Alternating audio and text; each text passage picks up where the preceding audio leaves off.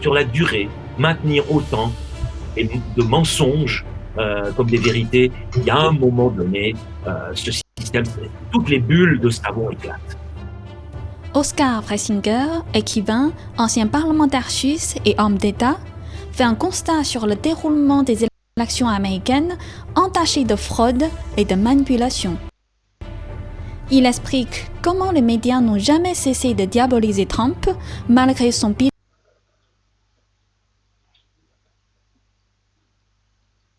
bilan remarquable, alors que son rival Biden, présenté comme un remède universel et soutenu par l'État profond, la grande finance américaine et les GAFA.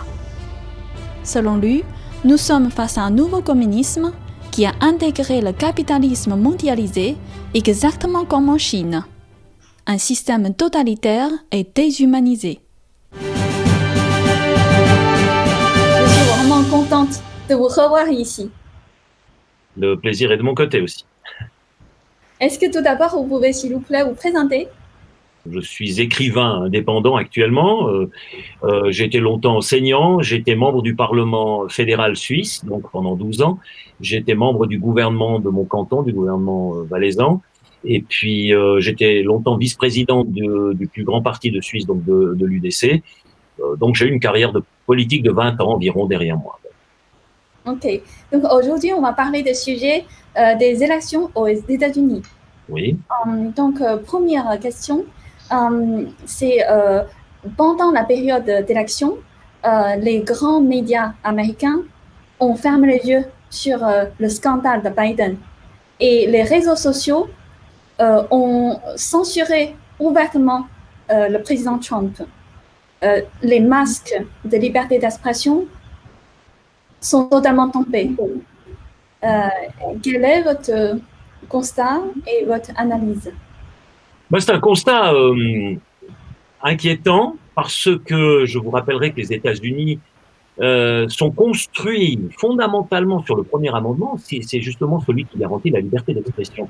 C'est quelque chose qui est très très important pour les Américains, fondateur pour le système américain. Et lorsqu'on remet en question cet amendement-là, on remet en question l'État même, on remet en question toute cette promesse de liberté qu'ont toujours représenté les États-Unis aux yeux des Européens. Et ça, c'est ce qui a été mis à mal de manière absolument scandaleuse, parce qu'on peut aimer Trump ou ne pas l'aimer, ça c'est une autre chose. Mais il y a la manière dont on fait les choses. Et j'ai constaté que ça fait maintenant 4 ans que je n'ai jamais vu les médias officiels ne trouver ne serait-ce qu'un cheveu de positif chez Trump. Alors je veux dire, moi j'ai un peu étudié quand même son bilan. Je constate qu'il n'a pas commencé de nouvelle guerre. Vous êtes à peu près le premier président depuis Jimmy Carter qui n'a pas commencé une nouvelle guerre. Je constate qu'il a promis qu'il allait endiguer l'immigration illégale. Il a tenu sa promesse électorale. Il a créé des accords de paix. Il a fortement contribué à ce qu'il ait lieu, ces accords de paix entre Israël et certains pays du Golfe. Il avait un bilan avant le Covid économique assez impressionnant, donc il avait fait baisser le chômage, il y avait une progression quand même économique, etc. Donc je peux encore en rajouter des éléments. On a un bilan, et c'est pour moi les actes quand même qui font la valeur d'un homme politique, qui est un bilan plutôt remarquable. Et on voit à quel point les gens qui sont actuellement toujours devant leurs écrans et gavés au cinéma américain, etc., finalement mesurent la réalité à la même mesure qu'ils mesureraient un film. C'est le meilleur acteur, le plus gentil qui doit l'emporter. Il faut que le gentil y gagne. Alors, Trump a été présenté comme le méchant, et dans tous les films qui se respectent, le méchant, Hannibal Lecter, il doit disparaître. Il meurt, il perd, et puis le gentil gagne. Et on a présenté Trump pendant 4 ans, on s'est acharné sur lui. Je dirais, au niveau des médias, c'était évident. Ses adversaires politiques, on n'en parle même pas. Ils sont passés par un impeachment, tentative d'impeachment. Ils sont passés par cette fable sur la soi-disant ingérence des Russes dans la campagne électorale américaine qui, après 22 mois, s'est révélé être du vent, complètement du vent, mais on a essayé d'empêcher par tous les moyens à ce monsieur de gouverner. Je trouve ça absolument scandaleux ensuite là, d'aller censurer ce président en campagne électorale, de taire de l'autre côté, alors parlons maintenant de son adversaire Biden, le grandiose, le flamboyant Biden. Quand on l'écoute, après la deuxième phrase, on s'endort. Donc, celui-là, alors, c'est toutes ces histoires de corruption en Ukraine, on essaye de les cacher au maximum. Ces histoires où il a la tendance de mettre ses mains sur les fesses des dames et sur les seins des dames. J'ai vu l'interview pathétique quand il a les 4 femmes à côté de lui. Il n'y a pas une phrase qu'il termine. Et donc, on s'aperçoit que ce monsieur, à mon avis, soit il a un problème d'élocution, soit il a Alzheimer, soit il ne sait pas ce qu'il veut dire. Mais enfin, les 4 femmes avaient l'air affligées. Et c'est ça le candidat qu'on nous propose pour la plus grande puissance du monde. Je suis... Non, mais c'est absolument effarant. Alors, à choisir entre Trump et ce triste personnage-là, je dois dire que je me dis que Trump, au moins, il a prouvé qu'il pouvait réaliser des choses et tenir des promesses électorales. L'autre c'est un pantin. Il faut se poser la question, mais qui est derrière? Pour essayer de nous vendre ce vieillard sénile et corrompu comme étant la panacée, il faut qu'il y ait des intérêts majeurs derrière et que les personnes, le pouvoir qui est derrière, on sait, c'est le deep state, c'est ce nouveau capitalisme supranational qui aimerait, au fond, si vous demandez à Klaus Schwab, vous demandez à Soros, vous demandez à ces gens de quelle société ils rêvent, je crois que vous aurez à peu près Brave New World de Aldous Huxley, ou bien alors le système du Parti communiste chinois. C'est à peu près ça. Vous savez, le contrôle de tous les citoyens, de toutes les fonctions vitales, et puis ensuite des bons points ou des mauvais points selon le comportement qu'on a. C'est le contrôle systématique de tous les citoyens dans tout ce qu'ils font. Et ça, c'est alors absolument contraire à tout ce que représente à nos yeux les États-Unis, voire ce que représente le monde qu'on dit libre. Mais quand je vois les lois qui viennent d'être votées en Allemagne, qui sont totalement liberticides, dans le cas du Covid, je vois le comportement de Macron, je me dis que, non mais attendez, l'Occident n'a plus de leçons à donner à personne. Alors là, on peut se moquer de Kim Jong-un, oui, mais alors, si c'est pour faire la même chose ici, franchement, fermons-la, parce qu'on n'est pas meilleur. Et selon vous, c'est qui est derrière tout ça? Il y a un système corrompu derrière? Alors, c'est difficile. Il y a évidemment des intérêts convergents. Je pense que le Deep State, ce groupe militaro-industriel, cette grande finance américaine, ils ont un pouvoir majeur. Ce que je trouve absolument incroyable, c'est qu'on est en train de nous faire passer Obama comme un homme pacifique, un homme de paix, un homme de... Enfin, c'est le plus grand va-t-en-guerre qu'ils ont eu à côté de W. Bush. Et Trump, à côté, non, il n'a pas fait de nouvelle guerre. On va me dire, il a fait des guerres économiques. Oui, mais contre le système communiste chinois, je pense que cette guerre économique était légitime. Il y a quand même un déséquilibre du marché là qu'il fallait corriger quelque part. Parce que c'est vrai que ce système chinois a un gros défaut. C'est que lorsque vous avez un système, vous avez le contrôle de tous les citoyens et que vous essayez de couper toutes les têtes à la même hauteur, vous tuez aussi l'innovation et la créativité des gens. Et donc, c'est franchement plutôt l'Occident qui est innovateur et les Chinois sont très forts pour reprendre et copier. Mais parce que leur système veut ça. Je pense que le jour où on donne la liberté aux Chinois, on devrait se méfier parce que je pense qu'ils risqueraient d'être plus forts que nous. Mais vu qu'ils sont pris dans ce système liberticide, ils peuvent pas. Et ce que nous sommes en train de faire ici en Occident, gentiment, c'est d'aller dans la même direction, de créer nous aussi une sorte de société avec des normes où tout le monde doit être à la même hauteur, où au nom de l'égalité, ça devient un égalitarisme qui détruit la dignité de l'individu et casse finalement son moteur, sa volonté de créer, d'aller de l'avant, d'être innovateur, etc. Je trouve ce qui est en train de se passer dramatique parce que c'est un monde où les riches seront de plus en plus riches et le nombre de pauvres va augmenter. Alors on va les faire taire comment? Comme la Rome antique, du pain et des jeux. Tant qu'ils auront un salaire minimum, ils vont fermer leur gueule, c'est clair. Et puis à côté de ça, il faut un Netflix. Et puis du entertainment, et puis c'est parfait. Alors comme ça, ils se tiendront tranquilles. Mais c'est pas ce qui me semble être digne d'une société évoluée. Je veux dire, j'ai 60 ans, j'ai été enseignant pendant 30 ans. Mon seul désir, c'était que mes élèves s'émancipent de moi, deviennent des esprits critiques, utilisant leur propre tête et remettant en question toutes les soi-disant vérités qu'on leur présente, toutes les fake news qu'ils aillent traquer, là, les mensonges. Et là, maintenant, on a un monde, il faut que des gentils, des moutons qui vont à l'abattoir sans se regimber, qu'on peut tondre d'abord, puis ensuite on les envoie à l'abattoir. Voilà, le destin de l'humanité, c'est le mouton qui bêle. Mm-hmm. Et d'après vous, pourquoi les grands médias et les GAFA ne veulent pas que Trump gagne?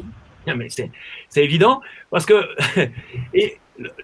qui finance les médias? C'est ces grands groupes, ce capitalisme mondialisé. Donc, c'est d'énormes trusts supranationaux qui financent les médias et aucun journaliste ne maintient son emploi s'il ne prône pas leur nouvel évangile. Donc, et alors, ce qui est extraordinaire, c'est que ces médias dévoyés, achetés, c'est vendu. Ils arrivent même jusqu'à acheter un président. Si je prends Drahi en France, ils ont acheté Macron.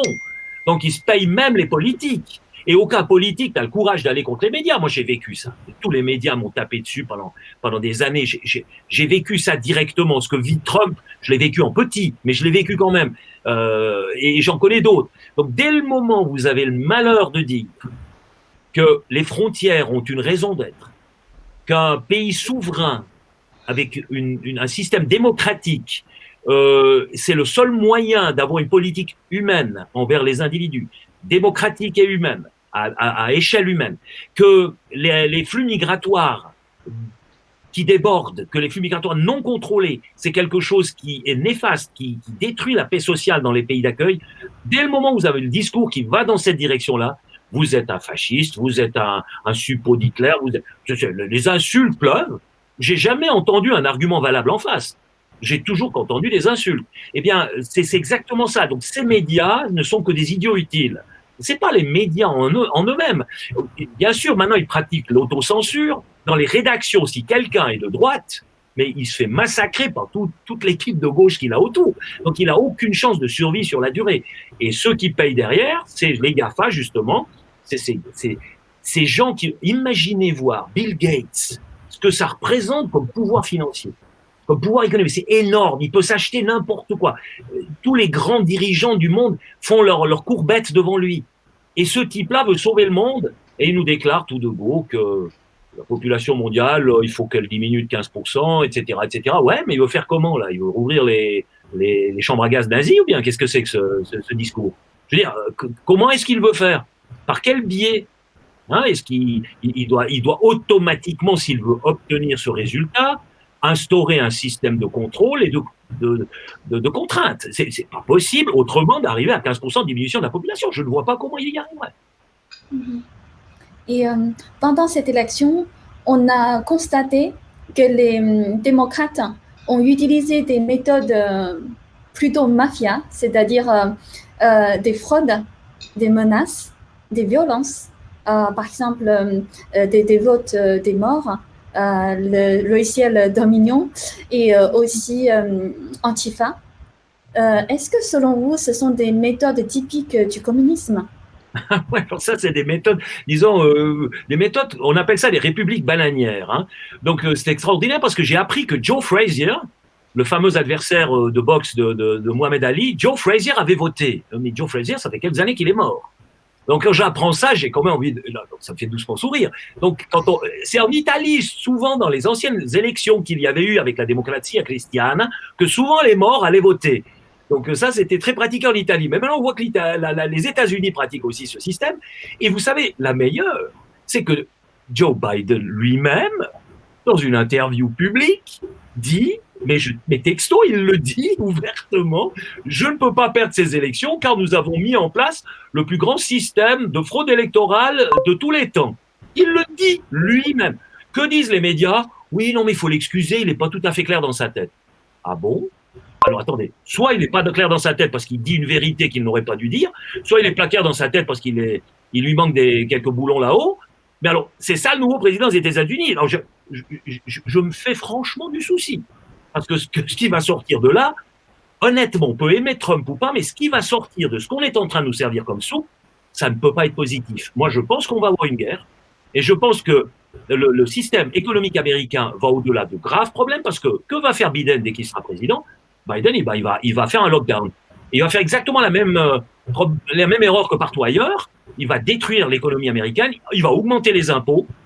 Et à partir de là, qu'est-ce qui va se passer? Il y aura une paralysie du système politique américain parce que aux midterm elections, même si on va mettre Kamala Harris juste avant à sa place, les démocrates vont perdre les 2 chambres. Ils ont déjà beaucoup moins bien fait que ce qu'on avait entendu. On nous avait annoncé une vague bleue, on nous avait annoncé une victoire éclatante, il avait 10, 11 points de retard, ça s'est joué, mais à quelques centaines de milliers de voix sur 6 États, tous des swing states. Et puis ce qui est absolument étonnant, c'est que le matin, quand je regarde la carte des États-Unis, je vois que Trump a gagné le Texas. Ah bon, on avait dit qu'il allait le perdre, d'accord. Il a gagné la Floride. Ah bon. Les bookmakers, à 3h30 du matin, disent Trump va gagner.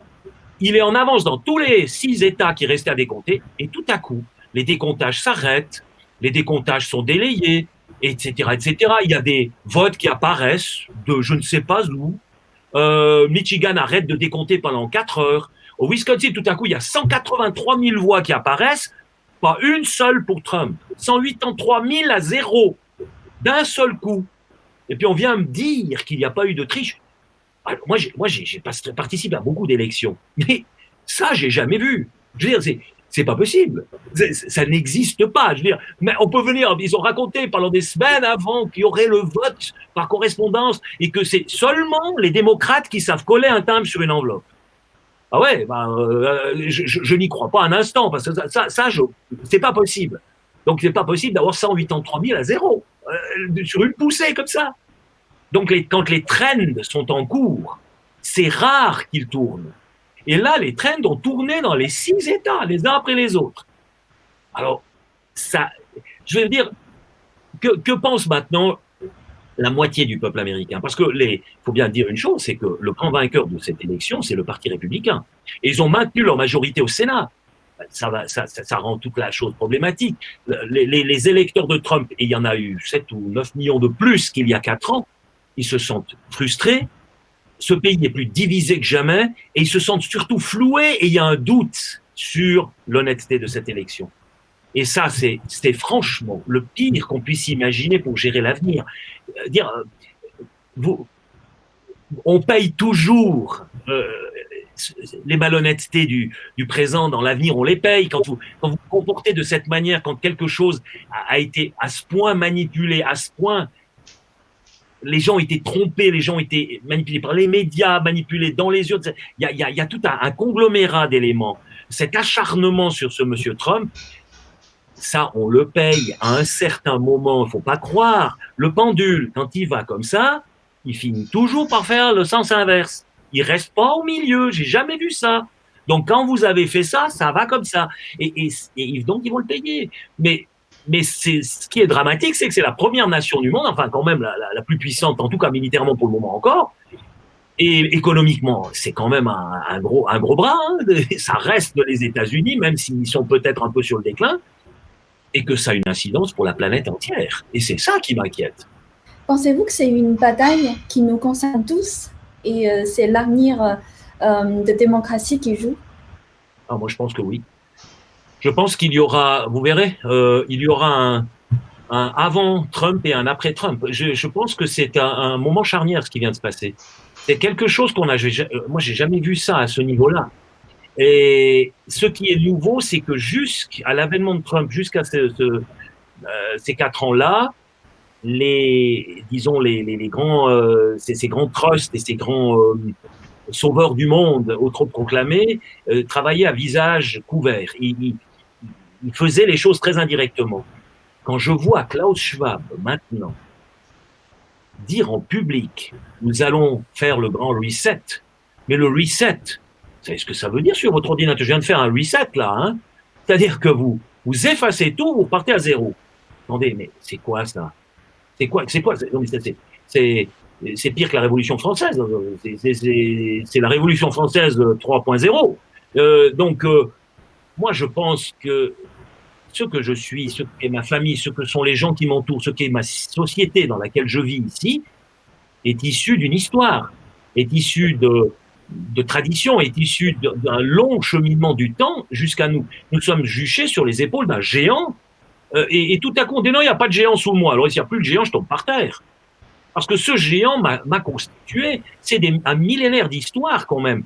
Depuis l'ancienne Grèce, depuis les Égyptiens, cette société humaine n'est pas venue là comme ça, puis on peut pas dire on efface tout et on commence à 0. C'est quoi cette manière de voir? je pense que ceux qui prévoient ça, cette ingénierie-là, c'est exactement ce fameux communisme scientifique que les Russes ont pratiqué à un certain moment, hein, où la politique était devenue un art scientifique. Non, non, excusez-moi, mais la politique, c'est l'art de la gestion de la cité. Et c'est surtout, ça doit être empreinte d'humanité. Et la politique est au service des êtres humains, ce n'est pas les êtres humains qui sont les esclaves de la politique.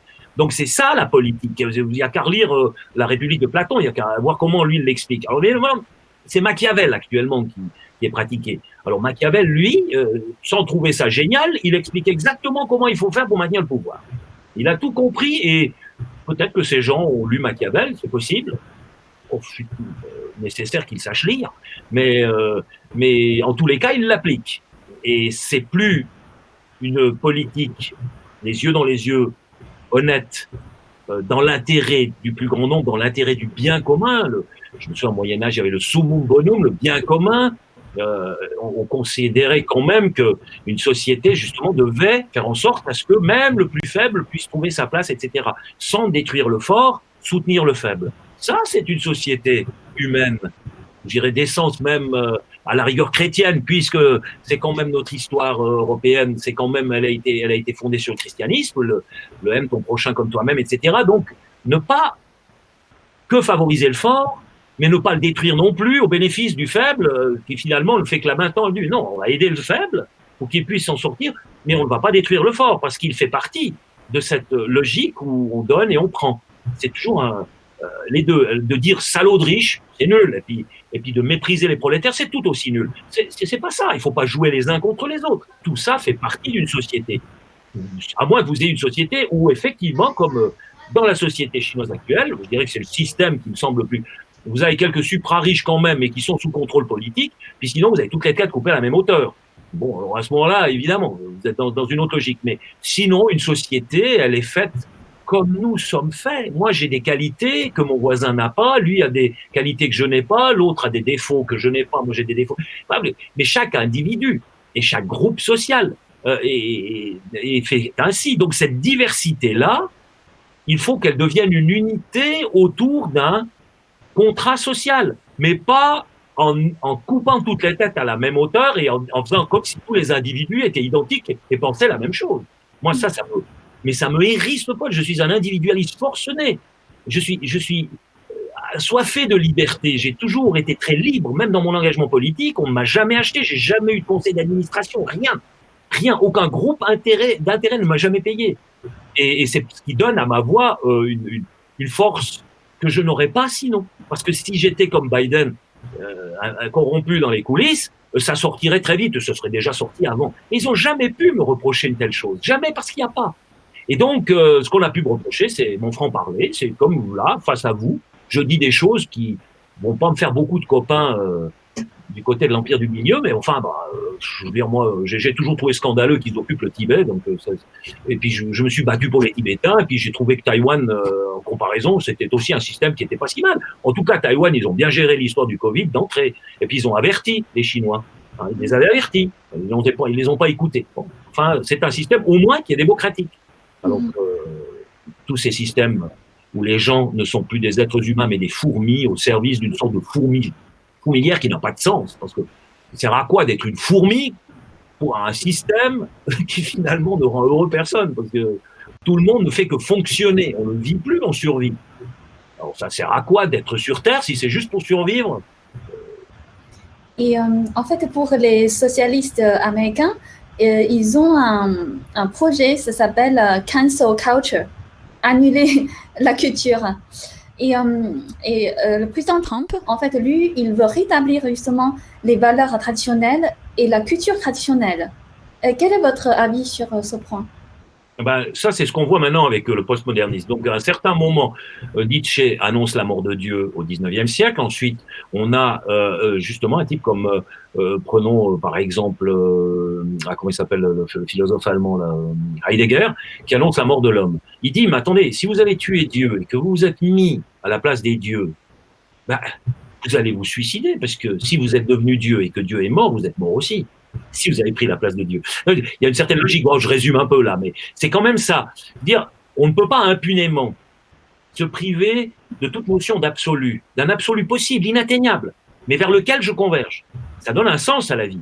Et si vous remplacez ça par le plus pur des matérialismes athées, ben vous allez vers quoi? Vous allez vers rien du tout.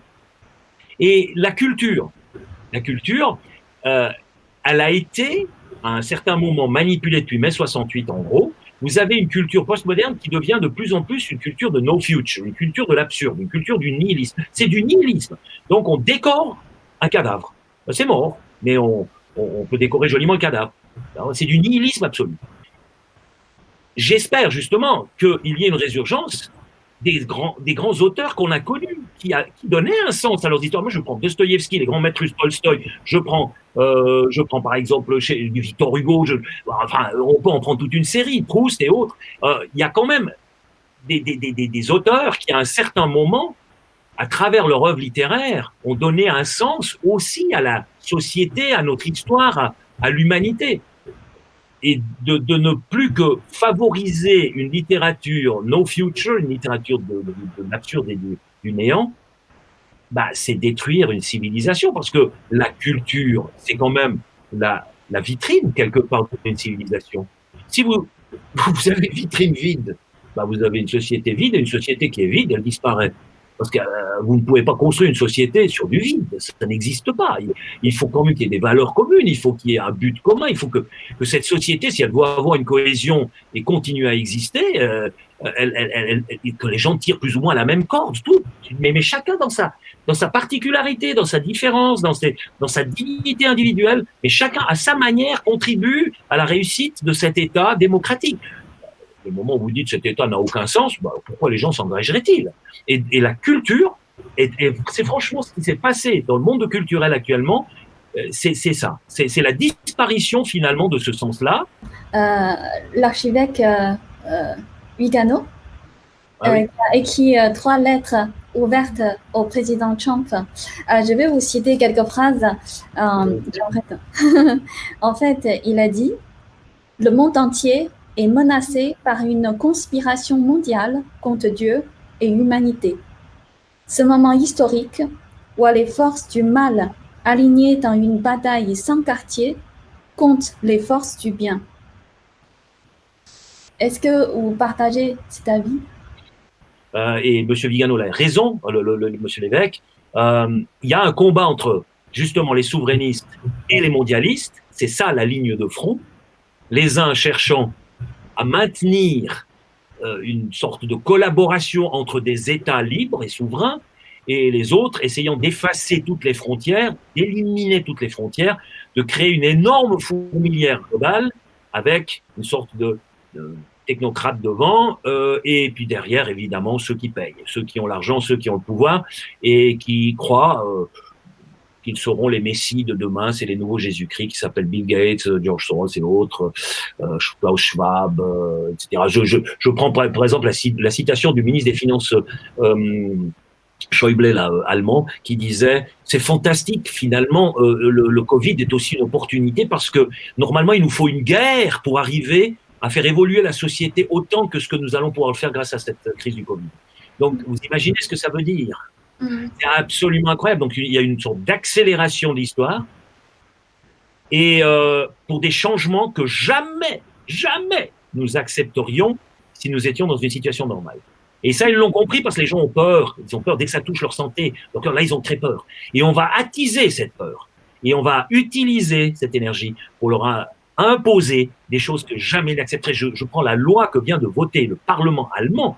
C'est un Ermächtigungsgesetz dans le style des lois qui ont été votées par le Parlement sous Adolf Hitler en 1933 quand ils ont conféré tout pouvoir à Adolf Hitler. Ils se sont carrément votés hors jeu eux-mêmes. Et on est en train de vivre quelque chose qui ressemble à ça. C'est ahurissant.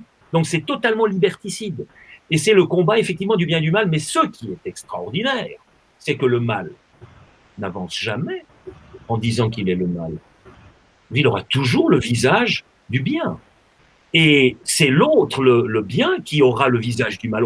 C'est à lui qu'on va coller le visage horrifiant du mal.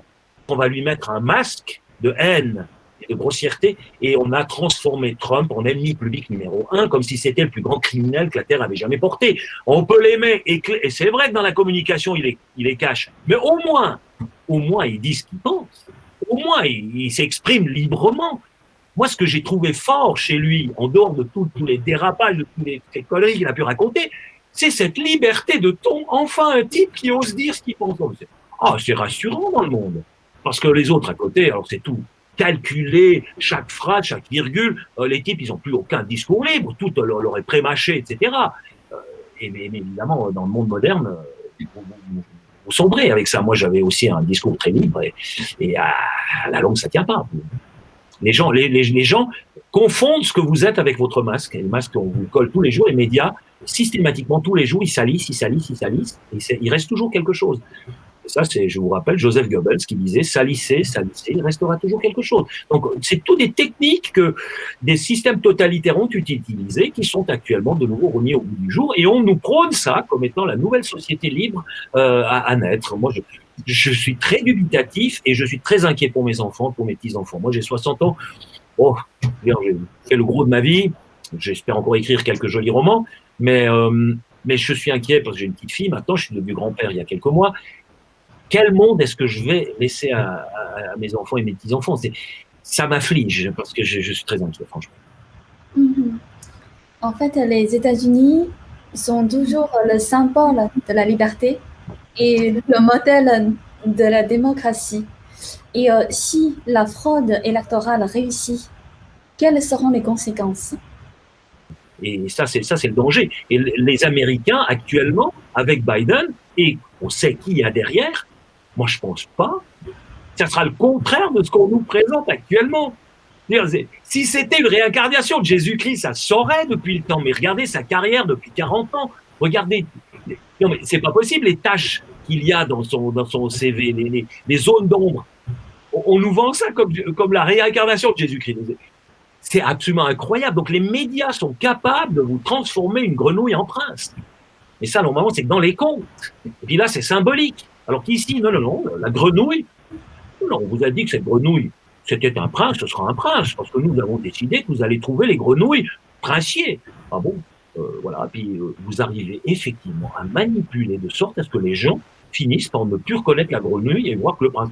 Bon, on connaît l'histoire où il y a un autre conte, le roi est nu. Bon, il y a juste un enfant qui ose dire, mais attendez voir, vous êtes tous en train de féliciter le roi pour ses merveilleux vêtements et puis sa belle parure, mais enfin, il est nu.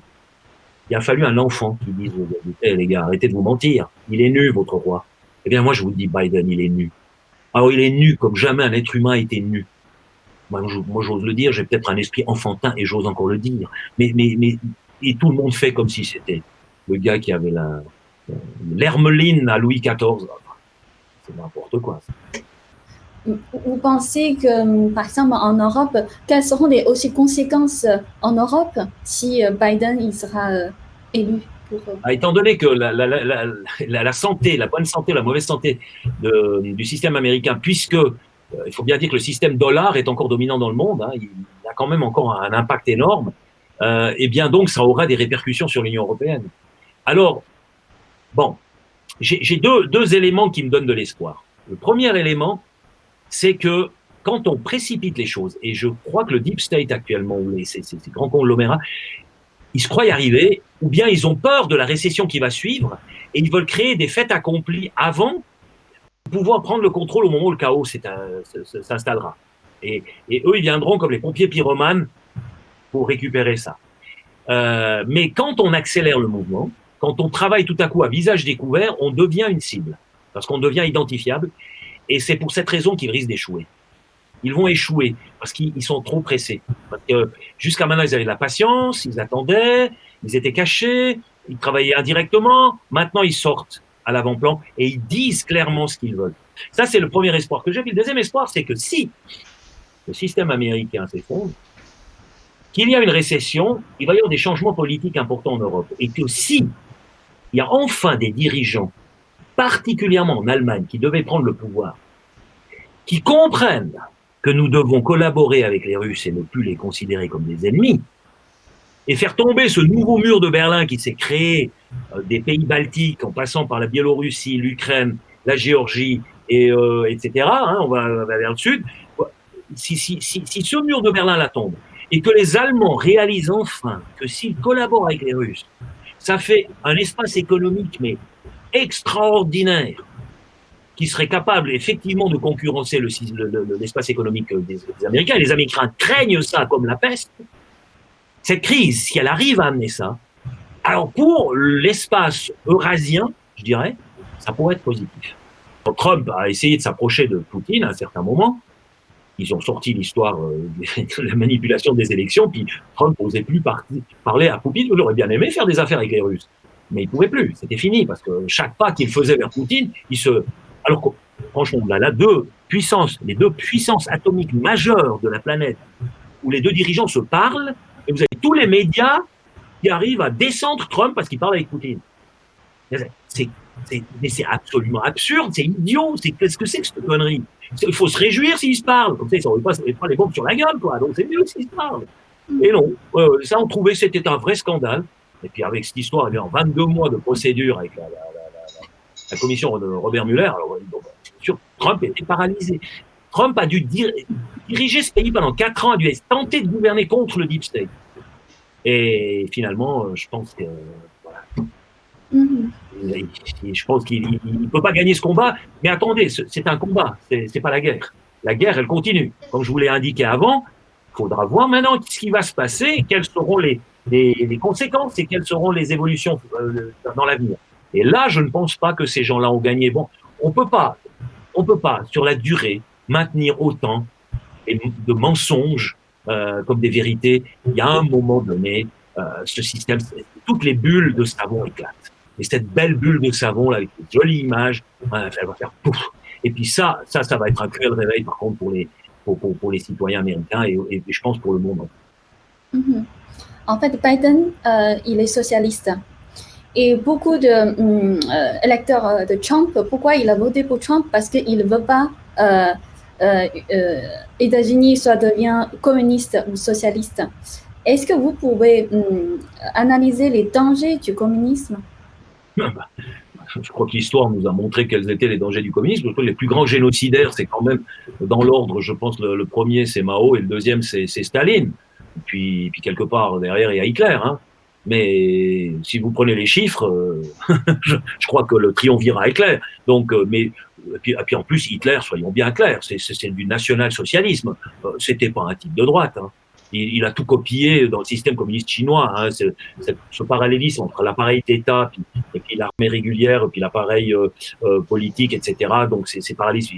Il a fait exactement ce que faisait Staline. Il a pas mal copié chez Staline. Donc tous ces systèmes, ce qu'ils ont en commun, c'est que c'est du collectivisme où les individus sont réduits à être des instruments du pouvoir.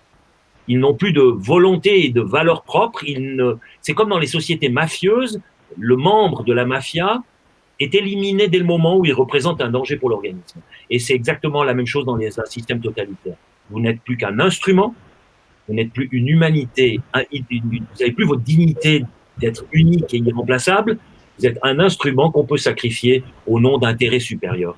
Les mafieux, c'est la survie de leur système mafieux, les États, c'est la survie de leur État, la domination sur d'autres États, etc. Donc, d'aller dans moi, je pense que le socialisme, c'est mort. Au fond, c'est mort, mais on essaye de le faire revivre sous d'autres formes. Prenons par exemple l'écologie actuellement, sauver la planète. Là, vous avez les Verts, à mon avis, sont plus communistes que les socialistes, parce qu'ils sont plus jusqu'au-boutistes. Donc pour eux, l'homme, c'est un virus sur cette terre, c'est un mal.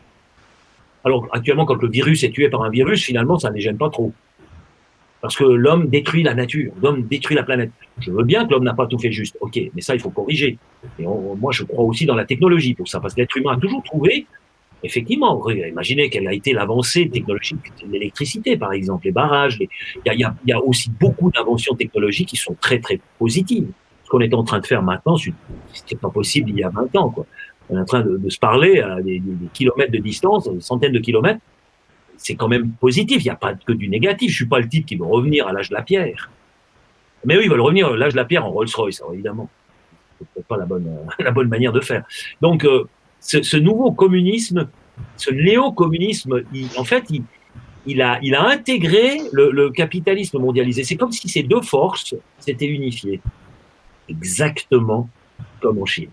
Vous avez ce parti, ce communisme qui est toujours là, qui contrôle les fonctionnements, Mais vous avez quand même un capitalisme qui est florissant, mais qui ne peut pas sortir des clous qui sont imposés par le système politique. Donc vous avez une sorte de libéralisme, de capitalisme d'État. C'est difficile à décrire exactement, mais il y a un lien entre les deux. Avant, ils étaient adversaires. Vous aviez d'un côté les damnés de la terre, les prolétaires, etc., les pauvres, les prolétaires, hein, et de l'autre côté, vous avez les super riches, tout ça, et puis c'était des ennemis. Et là, les trucs, ils se sont dit, mais attendez, on est fait pour s'entendre. Tiens, finalement, nous aussi, on veut des masses dociles. Vous voulez des masses dociles pour faire du fric. Nous, on veut des masses dociles pour le contrôle. Bah, on se met ensemble et on a la productivité, le contrôle. Vous faites de l'argent, nous, on a le pouvoir et tout va bien. Et c'est ce à quoi on assiste. Et alors, les derniers brontosaures, dinosaures qui résistent, c'est des gens comme moi. Il y en a en France. Hein, on connaît Michel Onfray, par exemple, qui est de gauche pourtant, mais lui, il résiste à ça. Il y a Zemmour, il y a des gens qui résistent à ça et qui dénoncent la forfaiture. Ils ont une certaine audition. Maintenant, je pense que dès que la crise aura pris vraiment son envol, dès que la crise sera vraiment douloureuse, ils auront de plus en plus d'écoute. Je pense qu'à ce moment-là, les gens commenceront à se dire, attendez, on nous avait parlé de prospérité, on nous avait parlé de liberté, etc. Mais enfin, c'est tout en train de foutre le camp. Il y a quand même un certain moment où le plus obtus des âmes finit par voir que l'herbe qu'on lui donne à bouffer, c'est des fils de fer barbelés. Hein. Donc, il y a quand même un moment où il finit par s'en apercevoir. Donc, il s'est bien déchiré la langue. Il y a un vieux dicton chinois qui dit « Au moment le plus sombre, les lumières ne sont pas loin ». Est-ce que vous avez des messages à passer au président Trump et ses supporters? Bah, je trouve admirable qu'il continue le combat, qu'il n'ait pas baissé les bras en se disant bon, ils m'ont pas voulu, allez vous faire foutre, je fais autre chose. Il y a une tentative d'emprise planétaire sur une sorte grâce à un grand reset, à une sorte de société nouvelle avec un homme nouveau, mais je pense qu'ils vont échouer. Je pense qu'ils vont échouer. Je crois dans le génie humain. Je crois que aujourd'hui, j'ose dire des choses que beaucoup de gens n'oseraient peut-être pas dire, mais peut-être que d'ici 10 ans, ils seront des centaines de milliers, des millions à dire la même chose. Trouvez cette essence de vous-même qui n'est pas soumise à l'espace-temps, cette étincelle d'éternité qui vous habite et qui donne un sens à votre vie, et par laquelle vous êtes relié au grand tout, vous êtes relié à la source. Et vous dire que si aucun atome ne se perd dans l'univers, eh bien, aucune âme se perdra dans le vide. Voilà un peu le message final que je m'ai donné dans cette interview. Merci beaucoup, Monsieur Freyssinger, et d'avoir réservé le temps pour nous